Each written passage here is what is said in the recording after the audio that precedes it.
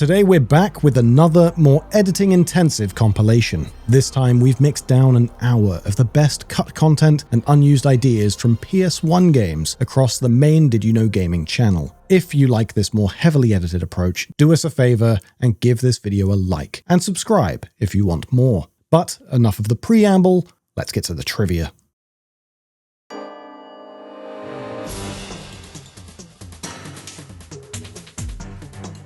Did you know Hideo Kojima wanted to let players keep rats as pets in Metal Gear Solid? Rats play a small but significant role in the game's final build, like following them through air ducts and finding one that ate a key. But, according to Kojima, he originally wanted them to play an even bigger role. He said the rats were a way of adding reality to the game, and to create the atmosphere within the base. The enemy soldiers eat food and they have leftovers, which attracts the rats. I actually wanted to put more rats in. Another thing I wanted to do was reassign names to individual rats, and these rats could then be raised as pets. Alaska is a very cold place, and when Snake first goes into the base, the rats are the first life forms he encounters. So I think they're a very important element in the game. There was also a rat-based Easter egg in the shootout with Sniper Wolf. According to Kojima, in that scene initially I had this little cheat in there where if you kept shooting the rats, you'd get bigger and bigger rats. It was in there for a while, but then I felt like it was too much of a joke, so I took it out. But in the final game, instead of the rats growing, there's a secret where Colonel Campbell calls and tells you to stop shooting them and get back to the mission. And if you ignore his orders, Naomi calls and says you must be pretty sick to torture small animals. Kojima also said his favorite scene is the Jeep escape, although it was originally planned to be a bit different, and would let players choose between the driver's seat and the gun on the back. It didn't work out though, so in the game's final build, Snake only shoots. These are just a few examples of cut content from the series, but Kojima once said he could only get about 60% of his ideas in Metal Gear Solid, and had to abandon lots more throughout the entire series. So, to learn about them all, DidYouKnowGaming dug through about 800 retro magazines looking for interviews, sifted through various documents, and conducted a few exclusive interviews with developers. One cut idea was a singing mariachi who advised Snake on battle tactics. In the May '99 issue of official UK PlayStation magazine, an interviewer asked Kojima about cut content and he told them, there was another character, Mariachi. He was an analyst, and every time you fight you were supposed to talk to this guy and he'd tell you the best way to defeat your enemy. And every time you asked for this guy, he sang a song. The song was in Spanish, like with a flamenco guitar. It was ridiculous, and he laughed. And a year later he told Edge magazine he knew a lot about mercenaries and you could contact him through the codec. He'd give you information about a particular mercenary, but only after he sang a song, and you'd have to sit through the entire song before he'd give the information. He didn't make it into the game. When Snake lands on Shadow Moses, he only has 2 items in his possession, a scope and a pack of cigarettes. But besides looking cool, smoking only comes in useful once in the entire game, letting you blow smoke on invisible lasers so you can sneak past them. However, in the very first issue of Arcade magazine, Kojima explained that he actually wanted to add more incentives for Snake to light up, saying, we were planning to include more of the cigarettes in the gameplay. For example, at one point you would be stuck in a cell with no way out. The trick would be to befriend the guard by giving him a cigarette, but this idea didn't make it into the final game.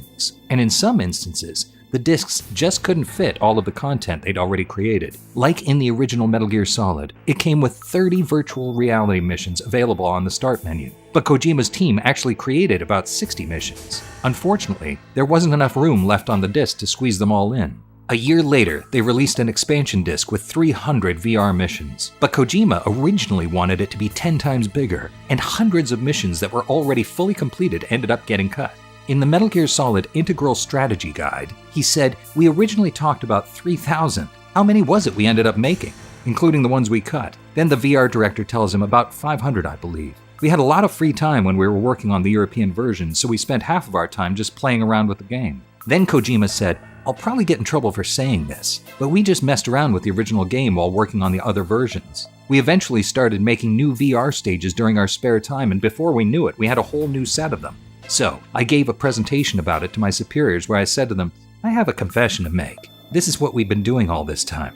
They didn't look too happy about that, but they admitted it wasn't such a bad idea, and they then asked us to make it into a proper game. They go on to say they made a lot more mystery mode missions, but scrapped the most difficult ones, leaving only 10 on the disc. In another interview, Kojima said they wanted to add a versus mode, sort of a stealth game of hide and seek, but ultimately gave up on the idea. The game was already way behind schedule. Kojima told his superiors that Metal Gear Solid would only take a year to make, but active development dragged on for almost 3 years. And besides, even if they'd had all the time in the world, the disc was already packed to the brim.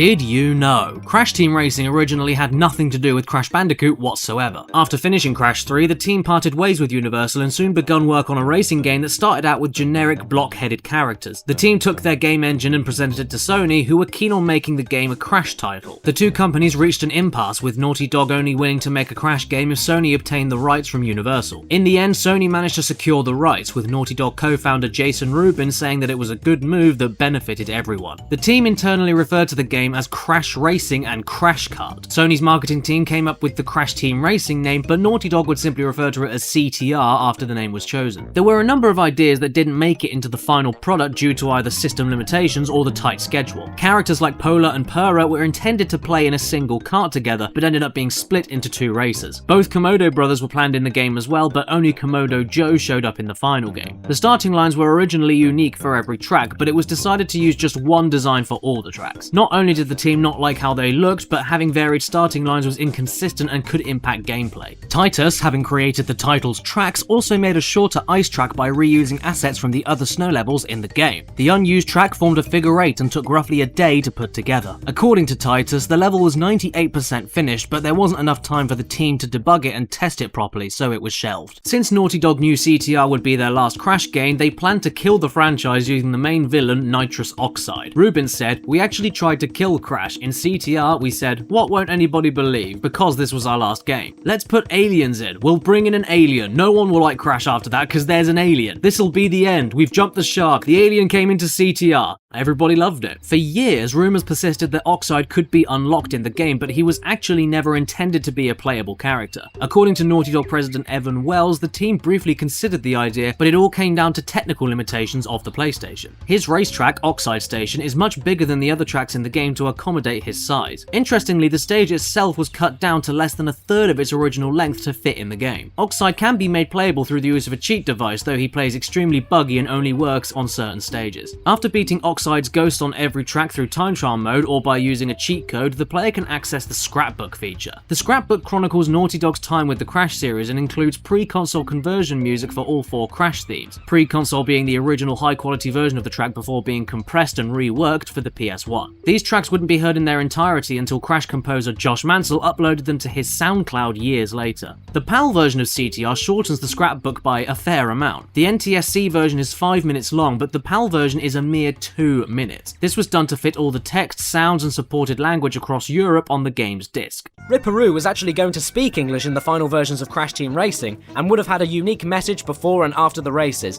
Here's what he would have sounded like. Are you crazy enough to race me? I should face Oxide in the big race! The final version just contained his trademark manic laugh with subtitles, and speaking of Crash Team Racing, in an interview with GameTrailers.com, Naughty Dog developer Evan Wells stated that early on in Crash Team Racing's development, the development team fully recreated the level Crescent Island from Diddy Kong Racing within Crash Team Racing's game engine. According to Evan, it was a test to see if they could create a level of Crescent Island's scope and scale on the PlayStation hardware. Crash Bandicoot was originally referred to as Willy the Wombat. This was only a temporary name, however, as the developers knew that a wombat in the cartoon show Tasmania was also called Willy, and they didn't want to risk any legal action. They also thought that the name sounded a bit dorky. When designing this character, which formed the basis for Crash, the developers decided it should either be a wombat, a potoroo, or a bandicoot. Although Naughty Dog wanted the name Crash Bandicoot, the marketing director of Universal Interactive Studios insisted the character and the game that he was in to be named Wez, Wezzy, or Wuzzle the Wombat, or even Ozzy the Otzel. The name Crash Bandicoot prevailed after Naughty Dog threatened to drop the project entirely.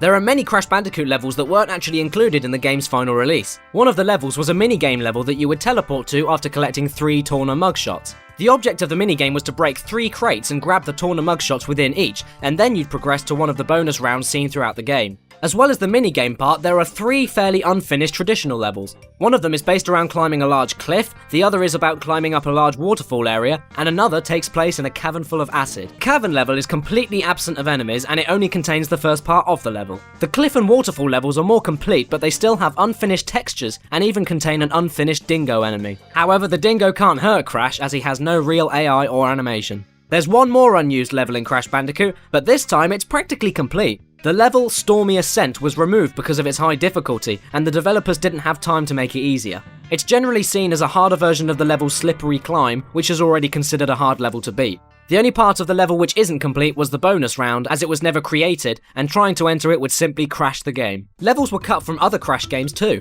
Crash Bandicoot 2 Cortex Strikes Back had a snow level which never made it into the final game. The screenshots of the level from Next Generation magazine don't match up with any of the levels used within the game.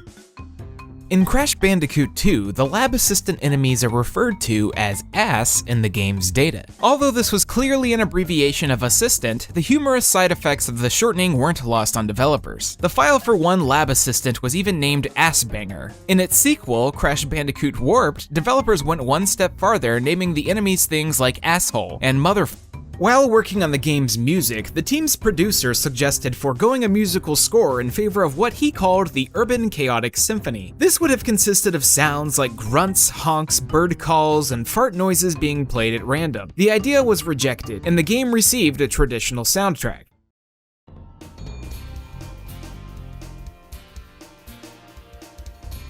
Did you know? Spyro was influenced by Insomniac Games wanting a change from the dark themes of their debut game, Disruptor. At the same time, programmer Al Hastings was coding a PlayStation engine that could create large, seamless worlds. Having a cute dragon gliding and running across large distances combined all three ideas, and the concept for Spyro the Dragon was underway. Crash Bandicoot artist Charles Zembillas was contacted to design the hero and completed the design in a day and a half. The character was initially a full-grown dragon, but was made younger to appeal to all ages. This dragon was going to be called Pete, but Universal's lawyers believed any similarity to Disney's Pete's Dragon may lead to legal issues. Pete became Pyro, but this was deemed too mature and was ultimately changed to Spyro. Spyro was green at first, but he would blend into the mostly green backgrounds too much, so he was ultimately made purple to stand out from the ground that he walked on. Originally, the camera was designed to rigidly follow Spyro from behind, but this was loosened up after playtesters experienced motion sickness. Spyro's voice started out very high-pitched, but was then changed to a deeper, streetwise voice. Lines were recorded in this latter voice before it was decided he sounded too mean, and a compromise between the two voices was used instead. Unfortunately though, the final product didn't resonate with fans, and many players felt Spyro was cocky and entitled. For subsequent games, they changed Spyro into a softer, friendlier character and replaced voice actor Carlos Alazraqui with Tom Kenny, best known as the voice of SpongeBob SquarePants. The character Zoe has a strange oddity in her dialogue in Spyro 2. Most of her spoken lines sound normal, but some of them in the Colossus and Ripto's arena areas are higher. This is noticeable when comparing the game to the demo version which came with Crash Team Racing, where the same lines of dialogue aren't pitch shifted at all. Whatever the reason behind it, the pitch shifting on Zoe's dialogue appears to have been done late into the game's development, but ultimately cut, resulting in a few out-of-place lines. Year of the Dragon even shares hidden data with Spyro 1 and 2. Within all three games are quotes from notable writers such as William Shakespeare and Edgar Allan Poe, serving no other purpose than to pad out the game's files. At the end of the list is a line that reads, "I always get the Shemp." This is a reference to an in-joke among the developers of Insomniac, where getting the Shemp referred to being tasked with an unpleasant or difficult job. This joke was also the inspiration for the name of the boss, Dr. Shemp, in the original Spyro.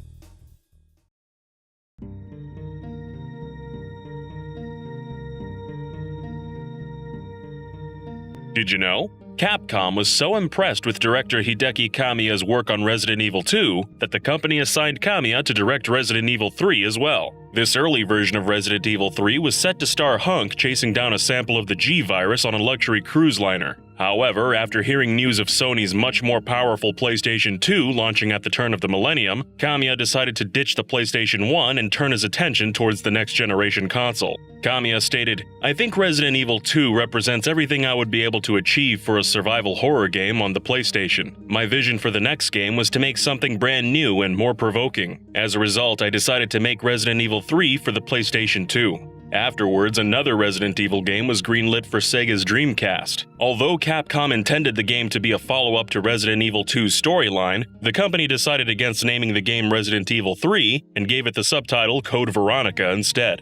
Yoshiki Okamoto, Capcom's general manager at the time, stated, "The idea at the time was to keep numbered games on Sony systems and use different names for games made for Sega and Nintendo. However, Capcom became nervous that Kamiya's Resident Evil 3 would take too long to develop. Capcom quickly decided they should act fast to keep the lead, and greenlit another Resident Evil game for the PS1, which became known internally as Resident Evil 1.9. While Resident Evil 1 and 2 were huge projects with big budgets and longer development cycles, Capcom had no such luxuries with this next entry. Since a new console generation was quickly approaching, Capcom demanded that 1.9 be completed in a single year before the PS1 became irrelevant. Originally, the story was planned to follow 3 mercenaries hired by the Umbrella Corporation and would lead into the zombie apocalypse of Raccoon City, ending moments before Leon and Claire arrive on the scene. This direction was partially made out of necessity, as it allowed the team to freely reuse Resident Evil 2's game engine and setting to save on time and resources. Aoyama also decided to cut the game back to only feature a single scenario rather than 2.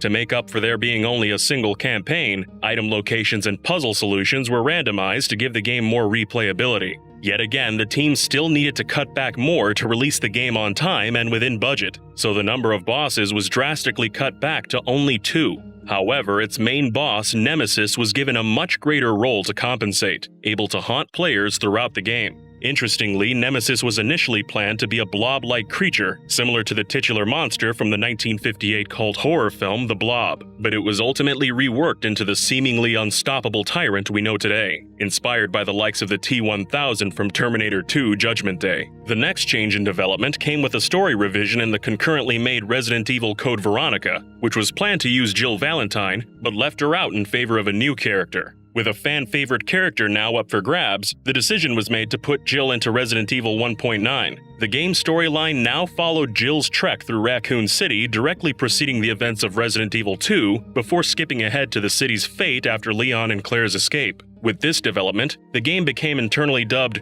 Resident Evil 1.9 plus 2.1. However, the complicated name didn't stick, and the heads at Capcom decided to title the game Resident Evil 3 Nemesis in spring of 1999. The game was originally set at the end of the clock tower after a final battle with Nemesis for an estimated playthrough time of 2 to 3 hours, but Okamoto demanded the game be lengthened. Old areas were expanded to feature new rooms and completely new areas, such as the Dead Factory and the Raccoon City Park. Unfortunately, not every one of Kawamura's ideas were able to be finished in time, including a mode where players could control a zombified Brad Vickers.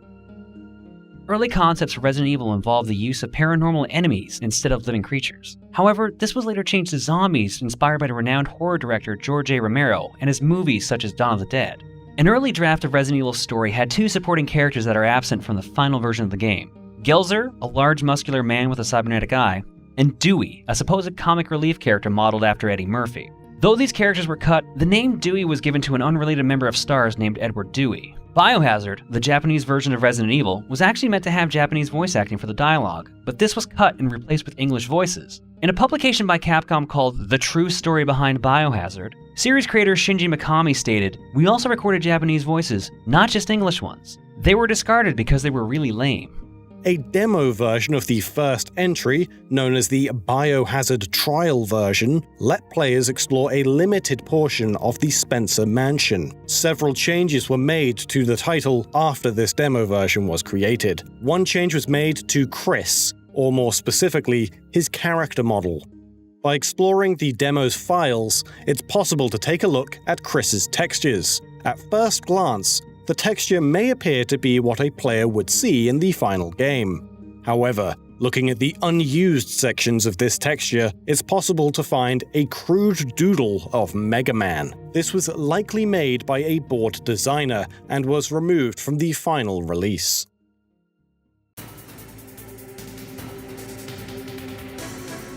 Did you know Metal Gear Solid Integral featured about 400 codec calls from the developers with behind-the-scenes details that have never been translated into English until this video? Today, we're going to level the playing field and highlight 40 of our favorite codecs, revealing cut content, hard-to-find secrets, Easter eggs, and even some developer stories. In one of the first integral codecs, system administrator Yoshikazu Matsuhana says the original plan for the heliport area was that Snake would have to get around by hiding in the shadow of a moving forklift, but the sequence ended up getting scrapped. The forklift still made it into the game though. It's sitting idle in the back corner of the dock area. The team had big plans for that forklift, but it was ultimately demoted to just being a decoration. Right before the fight with Ocelot, he'll twirl his revolver for 10 or 15 seconds. According to animator Nobuyoshi Nishimura, he originally spun it a lot longer. So long, in fact, that everyone else on the dev team was cracking up from the absurdity. You can't take things too far, he said, and made it less absurd by shortening the scene. It's worth noting that in Metal Gear Solid 3, Ocelot introduces himself with a full 30 seconds of gun twirling. Apparently, with time, they learn to embrace the absurdity. When fighting against the tank, it fires a shell and Snake flip jumps out of the way. That wasn't actually supposed to happen, but in a way, it gave birth to the Snake we know and love. According to animator Nishimura, the scene where Snake jumps to avoid a shot from the M1 tank came from art director Shinkawa's storyboard. However, in the storyboard, he just rolled out of the way, but I misread it and I thought Snake did a cool jump to dodge it, so that's the animation I made. I was told, it looks cool, so we'll leave it in, and I think that kicked off the beginning of Snake getting a bunch of flashy animations.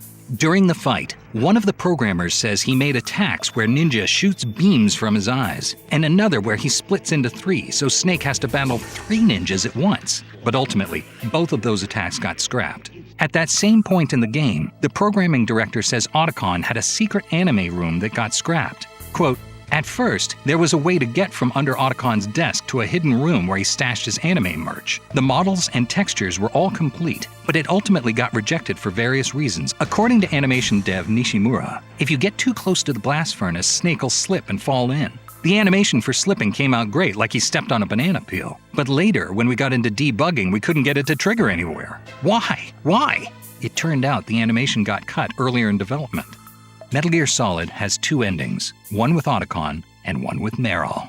In the first, animator Yoshimura says she was instructed, presumably by Kojima, to make Otacon's unsteady footing on the snowy hill look like a comedy routine. She also says when Otacon sees the snowmobile, he giddily exclaims, "The snowmobile!" like a childish otaku, shattering the somber tone because he's a silly, silly man. That line appears to have gotten cut, though, and covered up by Naomi's monologue. His talking animation's still left in, but he got muted. Probably for the best. That's how all life works. Loving each other, teaching each other.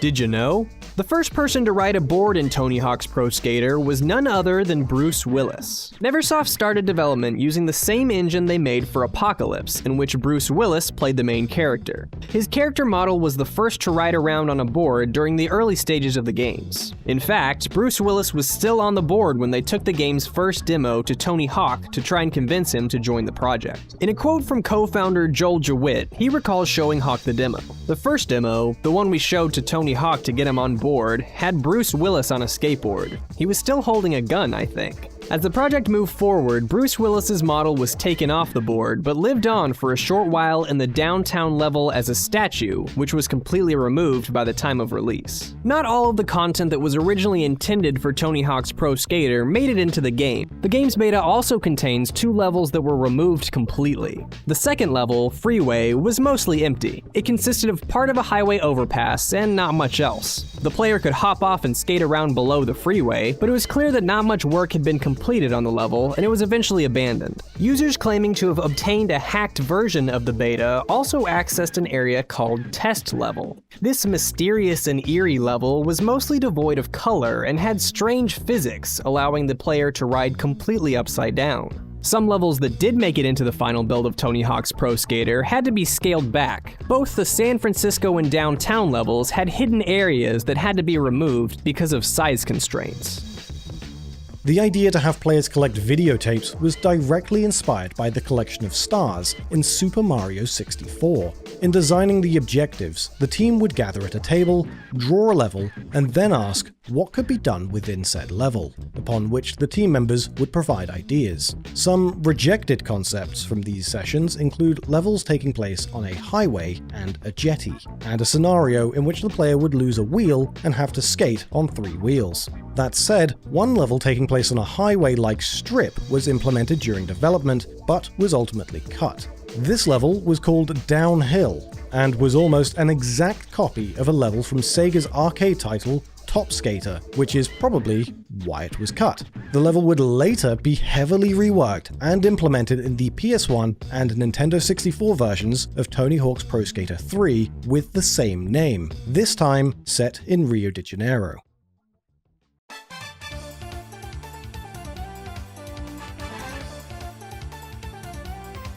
Did you know?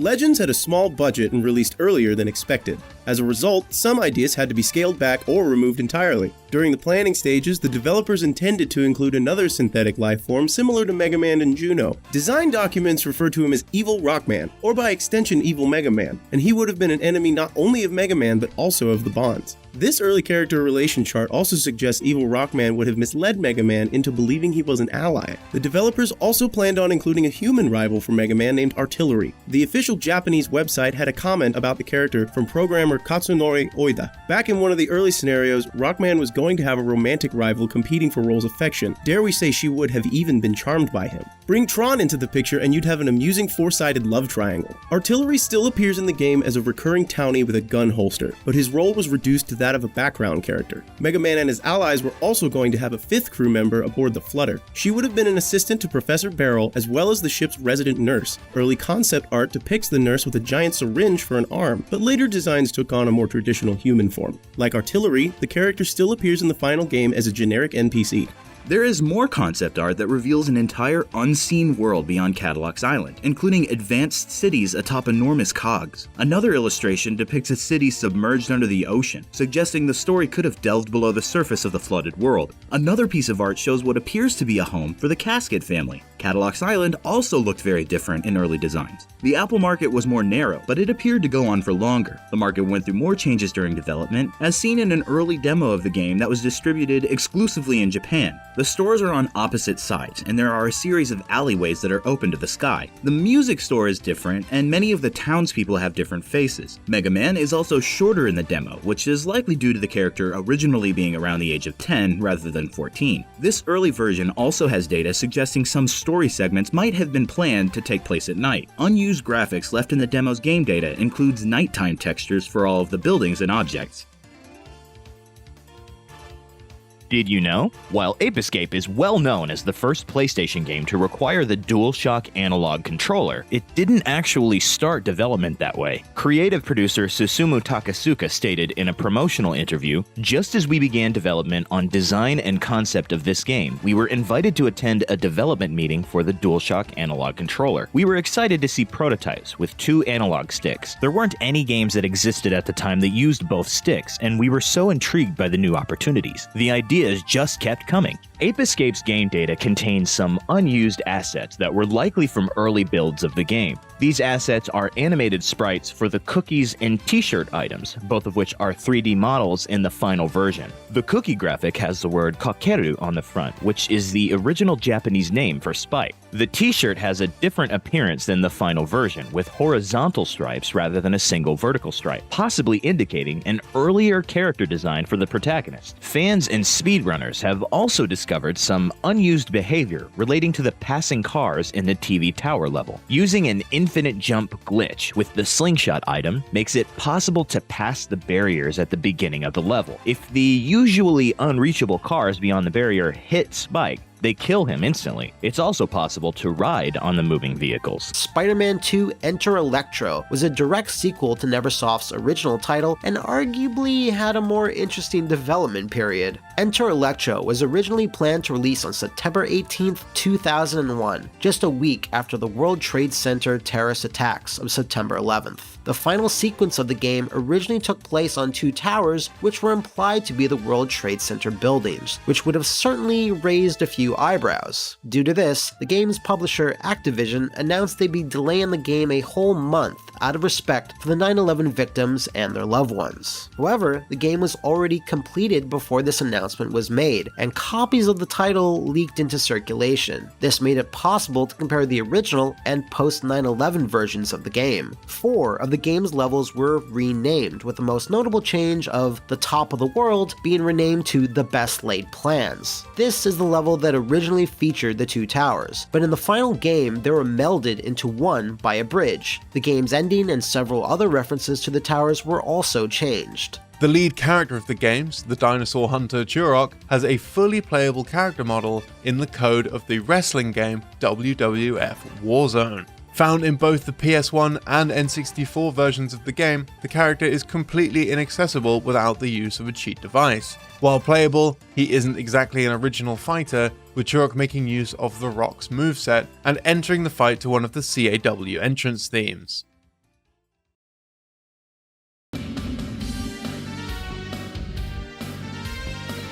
Did you know? Konami also developed a Castlevania game for the Sega Genesis 32X add-on. Fans refer to this cancelled project as the Bloodletting, in reference to the previous Sega Genesis entry, Castlevania Bloodlines. However, according to Koji Igarashi, the 32X iteration was cancelled before the name was actually decided. Igarashi also confirmed that after the team working on this game disbanded, several members went on to work on Symphony of the Night. Konami later shared 3 sprites from the cancelled 32X game online, which led to the discovery that some of Symphony of the Night's assets were reworked from the 32X game's assets. Richter Belmont's sprites in Symphony of the Night are modified versions of sprites for an unnamed rival character, and Fake Trevor from Symphony of the Night is a reworked version of Richter from the 32X. Castlevania Symphony of the Night saw the return of Dracula's son, Alucard, and gave the player access to a more substantial set of abilities compared to earlier Castlevania releases.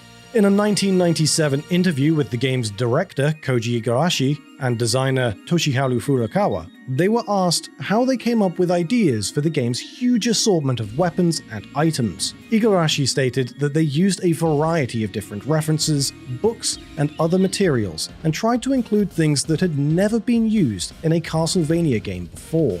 Furukawa added that each of the staff members had a special attachment to a different kind of blade, so they ended up using a good variety of blades in the final game. During the planning stages of the game, they also came up with an alignment system. If the player used a lot of sub-weapons, they'd gain a holy alignment. If they used a lot of magic, they would gain a dark alignment. There would be different endings based on these alignments, with various subtitles, with Igarashi citing one of them being named Shima no Toriru, something like the Trill of Light and Darkness. A trill is a musical ornament where 2 adjacent notes, holy and evil, alternate rapidly. The reason for this feature's removal is unknown. Another game with many secrets on the PS1 was Castlevania Symphony of the Night. The game, considered to be one of the best within the series, actually had several early ideas which never came to fruition. One of this was the consideration that, since the game takes place in Dracula's castle and Alucard would have once lived there, he would have his own room. The idea was to have the player be able to find Alucard's room at the top of the tower located to the right of the map. A character would have been found in this room known as the Skeleton Carpenter, and as the game progressed, the room would be built up with new furniture. There were thoughts of also including items and decorations throughout the game that the player could pick up and use to decorate the room to their liking. This feature was actually included in the game early on but was ultimately cut. Another early idea for the game was to feature skeletons that would replace candles which the player breaks. Considered more as a joke, the staff thought that if they included these skeletons, killing them before they had a chance to run away would result in the candles never reappearing after they were destroyed.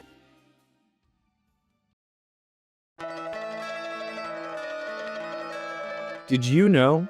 Konami originally created Silent Hill as an attempt to conquer the American games market after the breakout success of Resident Evil, and planned to give the game a Hollywood-like atmosphere. Team Silent didn't know how to go about creating this Hollywood-like experience, and Konami gradually lost faith in the project. Eventually, Team Silent found themselves left to their own devices, and chose to ignore the Hollywood-like direction, and decided to make the game appeal to the emotion of the player instead.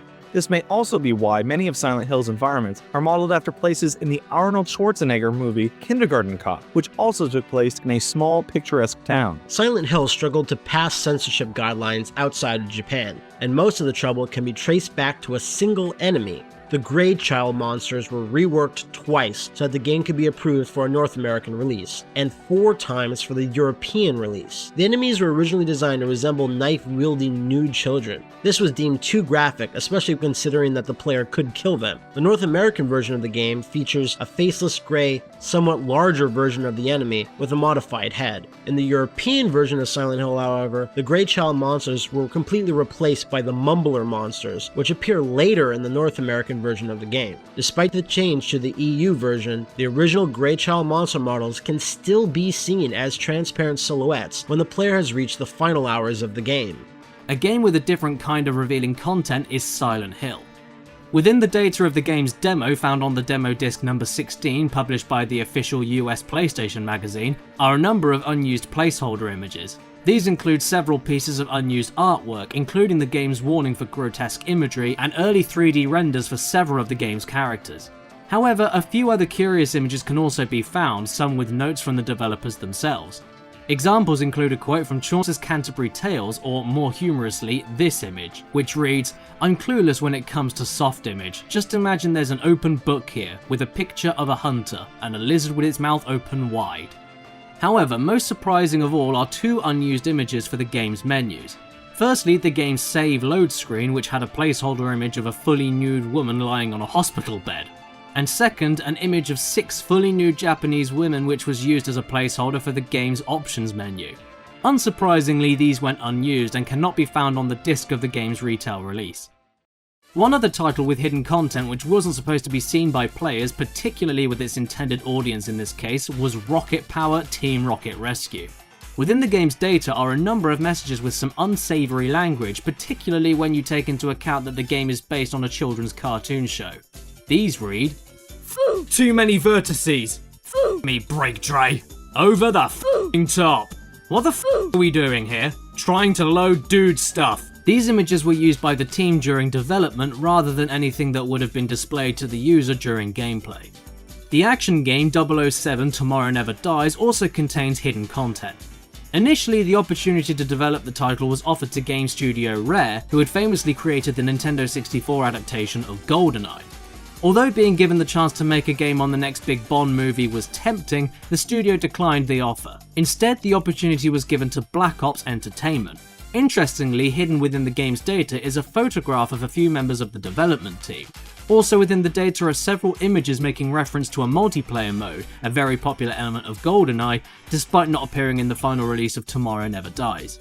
Like the original Rayman, Rayman 2 began development as a 2D platformer. New enemy and ally encounters were created using pre-rendered graphics similar to Donkey Kong Country, and Rayman was going to be able to mount a Tyrannosaurus Rex. The PlayStation release of Rayman 2, The Great Escape, contains a hidden bonus level that is thought to be an early build of the game. At some point though, the Ubisoft development team decided to turn Rayman 2 into a 3D platformer, but there was a problem. Ubisoft had never developed a game like that before. Popular 3D platformers like Super Mario 64 and Crash Bandicoot had already hit the market and standards for the genre were high. Ansel and the team decided to take a break from Rayman 2 and began working on a side project. This new game was called Tonic Trouble, and it was created to test the engine for the upcoming 3D Rayman game. It also provided an opportunity for the developers to learn the ropes of 3D game development. In its earlier stages, Tekken wasn't a fighting game or a video game at all. It was originally a project that experimented with 3D character modeling during the early years of polygonal graphics. The idea of adapting it into a fighting game came after Namco hired several former Sega employees who had previously worked on Virtua Fighter. Early promotional material also showed that the project was named Rave War before the name Tekken was chosen. Some of the stranger mini-games in the Tekken series began as off-the-wall ideas from the developers. In an interview with Silicon Era, Harada mentioned that Tekken Force, first introduced in Tekken 3, came from a simple side idea, stating, "We wanted to have Tekken characters side-scroll through stages and pick up meat to replenish health. At the beginning, that's what we wanted to do. I know it sounds silly and it's hard to see the purpose, but I really wanted to do that." Tekken 3's arcade release contains a trio of unused characters in the game's data. This includes 2 new characters named Sake and Insect, and Tekken 2's Jun Kazuma. When asked about Sake, Harada stated that he had the idea of making a playable salmon that could only splash around helplessly while making flapping noises. Because it cost 100 yen, about $1, for each play at the arcade, Sake was cut. Namco didn't want players to feel cheated out of their money by playing as a character that couldn't fight at all. Insect, on the other hand, was the result of a bug in the game's coding. According to Harada, the bug made characters' arms, legs, and waist shrink to thin sizes, making them resemble a praying mantis. Development on Insect was quickly dropped, however, due to the large amount of resources being used to make the other new characters.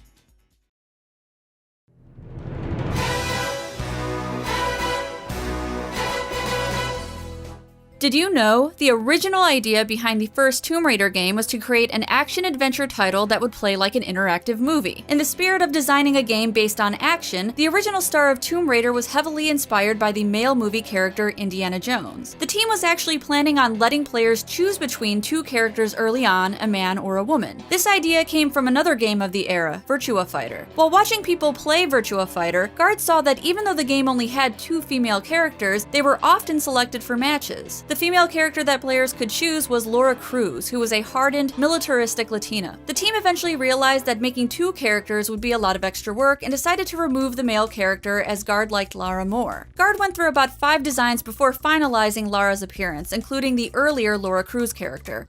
Another strong aspect of the PlayStation was its advanced audio capabilities, which worked well for the James Bond franchise, a franchise well known for its musical numbers, with each film featuring a major artist to sing its opening theme. While the games don't always follow this same pattern, 007 Tomorrow Never Dies had a curiosity with a track that appears within the game's data. While never heard in-game, the track is referenced in the game's opening music credit sequence as Tomorrow Never Dies 2, though the track has been officially titled Letter to Paris, as seen on the game's official soundtrack. Code for the track does exist in the game's data, but it seems it must have been cut from the title at some stage, only appearing on the OST as a bonus hidden track. The song, composed by Tommy Tallarico and performed by Elaine Piver, is likely one of the most obscure and rare official musical numbers within the James Bond franchise. And it's actually pretty jamming.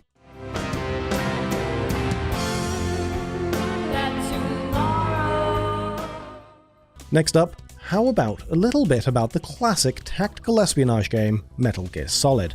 According to a 1998 PlayStation Magazine interview with director, producer, writer, and general everything man Hideo Kojima, as well as designer and artist Yoji Shinkawa, Kojima originally had no intentions of adding the cyborg ninja character design for Gray Fox to the game, and that Shinkawa only drew the character because it's cool. At first, Shinkawa thought Gray Fox should have looked like a normal enemy soldier. He had several different ideas in mind and thought to try drawing a cyborg-ish and ninja-looking guy, of which the final design came out as a result. Despite Shinkawa wanting his design to become the main character in his own game, it didn't. Raiden, however, became a cyborg ninja in Metal Gear Solid 4 Guns of the Patriots, and later became the main character of his own game in Metal Gear Rising: Revengeance. So, in some small way, Shinkawa got to see his idea realized. The PS1 wasn't just for highbrow titles, of course. The console had its fair share of licensed series looking to enter the gaming space, including one of our favourite childhood cartoons, the Rugrats. Search for Reptar actually holds a number of interesting secrets in its data which are otherwise inaccessible in the game, including several unused levels. These include the return of Mr. Friend, a sequel to the mysterious Mr. Friend. The level involves having to defeat Mr. Friend, who will then fall apart and disappear. The level is clearly unfinished, as there is no way to reach the next level. This level includes 2 unused items, a daytime version of Tommy's airplane, and the ball-popping push toy that Tommy is seen using in the show's opening. Both can be carried like any other normal item, suggesting that they, along with this level, were dropped quite late into the game's development. 2 other unused levels can also be found in the data, called Be Bad and Ice Cream Mountain. Be Bad will result in the game crashing on a load attempt, but its internal level ID, 19, places it between Egg Hunt and No More Cookies, which are both minigames, suggesting that Be Bad would also have been some kind of minigame. Ice Cream Mountain also results in a crash, but the final game does include a set of levels called Ice Cream Mountain Hole 1, 2, etc., a mini-golf minigame, perhaps suggesting that the unused Ice Cream Mountain stage would have been a fully explorable level instead. Pepsi Man on the original PlayStation has a fair amount of unused content, such as unused assets and early versions of levels. One of the most noteworthy files is an unused audio clip from the start of a level. The audio is of a cheerleader explaining that she and her team are exhausted and need Pepsi Man to bring them soda to perk the girls up. Several development tools can also be accessed with Action Replay and GameShark codes. The Cutting Room Floor co-admin Devin found a functional level editor within the game's data. The editor allows players to select objects and place them throughout a stage, and levels can even be saved to a memory card. Another tool that can be accessed is a debug menu. This menu gives access to various test features such as a sound test, a texture mapping test, a motion test, an object viewer, an object editor, and the ability to start from any level in the game. The beginning of a character's creation is always interesting, but the details of how a character came to be are usually hazy. Rayman is a character whose origin has always been left ambiguous within the series lore. However, his creation in the real world reveals some interesting choices that were dropped during development. The original story of Rayman was considerably different from the game's final release, initially following the story of a young boy named Jimmy. An article published on an old Usenet board provides us with the game's original press release. Join Jimmy, a 10-year-old who escaped reality by entering Here It's Cool, a fantasy kingdom he created within the realms of his computer. When in Here It's Cool, Jimmy becomes Rayman, a superhero who gives animated life to everything around him. Mushroom, insects, trees, rocks, mountains, creating an unlimited amount of friends and kingdoms. But an evil power has entered Here It's Cool and is out to destroy everything he has created. He must use his superhero powers to save his friends before it's too late. Look for Rayman on the Jaguar during the 4th quarter. We Here It's Cool. That's comedy. This plotline was scrapped entirely by the time of the game's launch in 1995, almost a year after the game was initially slated to release.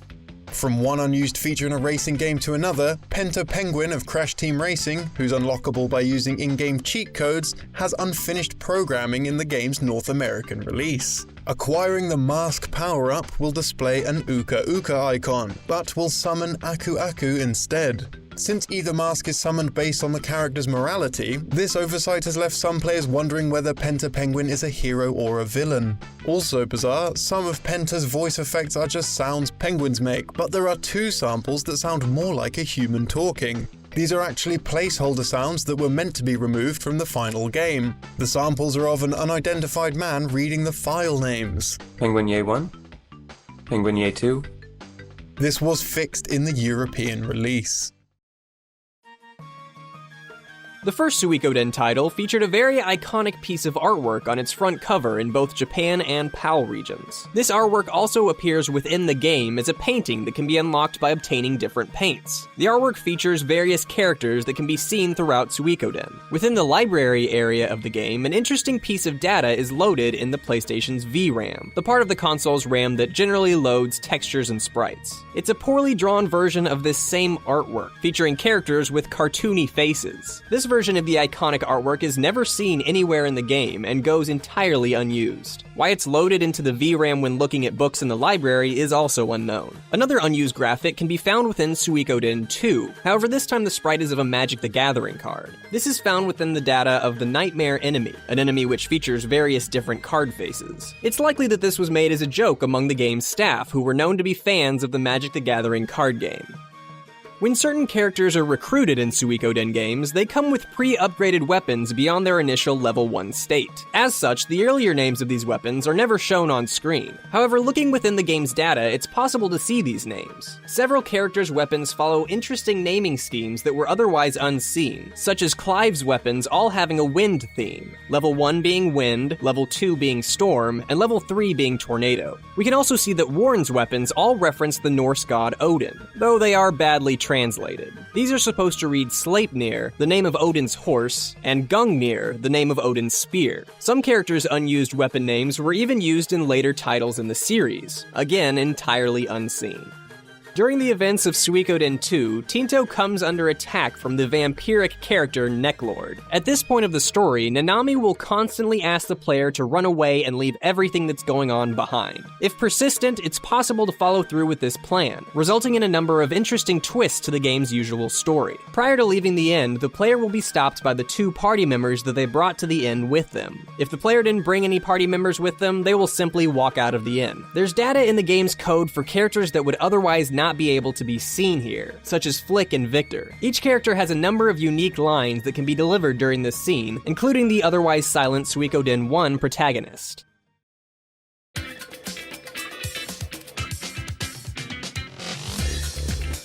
Did you know? Sony and Philips have been co-developing the CD-ROM XA format, which allowed audio and visual data to be accessed simultaneously from a CD. Nintendo were curious about disc-based gaming, as CDs could hold far more data than cartridges. A deal was struck between the 2 companies, with Sony to develop a CD-ROM add-on for the Super Nintendo, The project initially went under the name SuperDisc before being changed to PlayStation, a machine capable of playing both SNES cartridges and CD-ROMs. It was agreed that Sony would have exclusive worldwide rights to licensing of the CDs, but this made Nintendo uneasy. They felt the PlayStation project heavily favored Sony as they retained the licensing rights on the discs, meaning Nintendo wouldn't be able to demand any licensing fees from third-party games on CDs. This added to Nintendo's frustration of Sony retaining the rights to the Super Nintendo audio chip, which required expensive development tools that Sony had kept to themselves. Nintendo president Hiroshi Yamauchi believed the deal spelled disaster for Nintendo. They were inviting Sony into the games industry, a company that could potentially become a powerful rival.